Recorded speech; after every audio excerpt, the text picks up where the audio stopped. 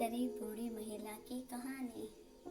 जोधपुर की एक चर्चित दुकान पर लस्सी का ऑर्डर देकर हम सब दोस्त यार आराम से बैठकर एक दूसरे की खिंचाई और हंसी मजाक में लगे ही थे कि एक लगभग 75-80 वर्ष की बुजुर्ग महिला पैसे मांगते हुए मेरे सामने अपने हाथ फैलाकर खड़ी हो गई। उनकी कमर झुकी हुई थी, चेहरे की झुर्रियों में भूख तैर रही थी, नेत्र भीतर को धसे हुए किंतु सजल थे। उनको देखकर मन में न जाने क्या आया कि मैंने अपनी जेब से सिक्के निकालने के लिए डाला हुआ हाथ वापस खींचते हुए उनसे पूछ लिया,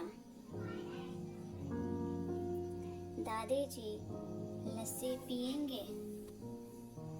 मेरी इस बात पर दादी कम अचंभित हुई और मेरे मित्र अधिक, क्योंकि अगर मैं उनको पैसे देता तो बस 5 या 10 रुपए ही देता, लेकिन लस्सी तो 30 रुपए की एक है। इसलिए लस्सी पिलाने से मेरे गरीब हो जाने की और उस बूढ़ी दादी के द्वारा मुझे ठग कर अमीर हो जाने की संभावना बहुत कम बढ़ गई थी।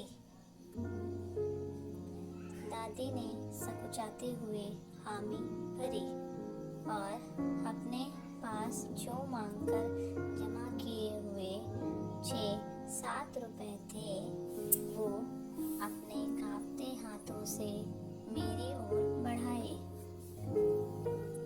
मुझे कुछ समझ नहीं आया तो मैंने उनसे पूछा, ये किस लिए?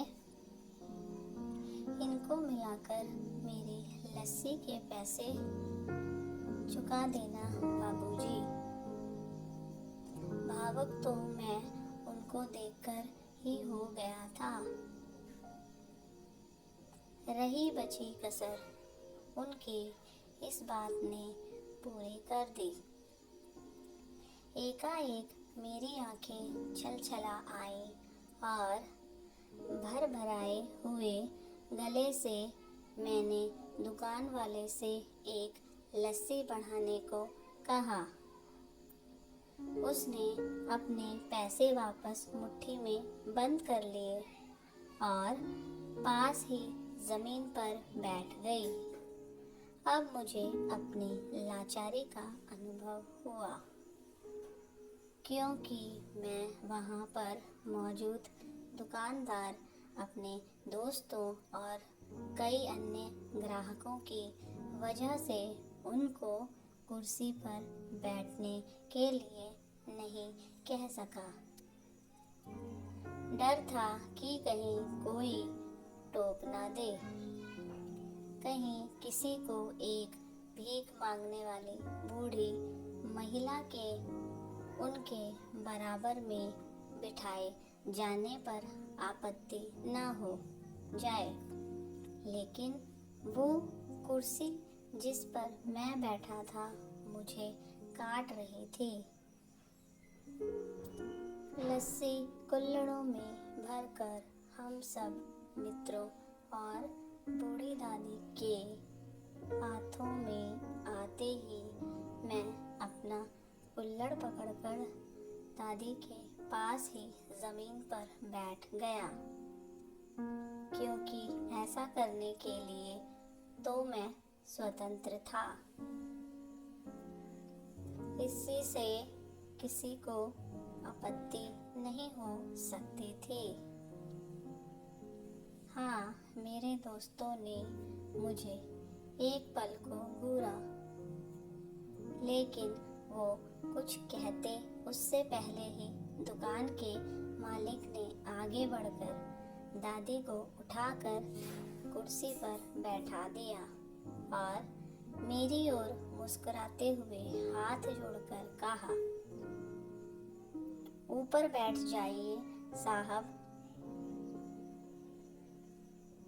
मेरे यहाँ ग्राहक तो बहुत आते हैं, किंतु इंसान कभी कभार ही आता है।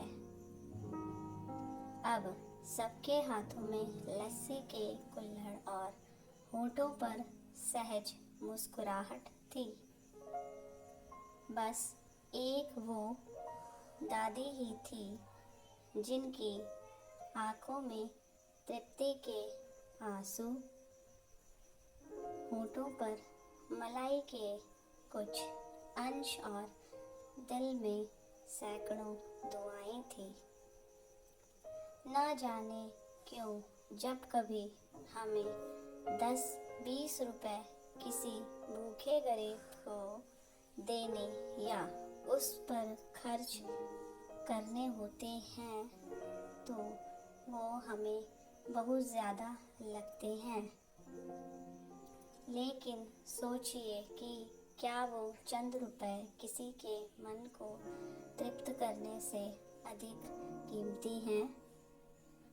जब कभी अवसर मिले ऐसे दयापूर्ण और करुणामय काम करते रहें, भले ही कोई आपका साथ दे या ना दे।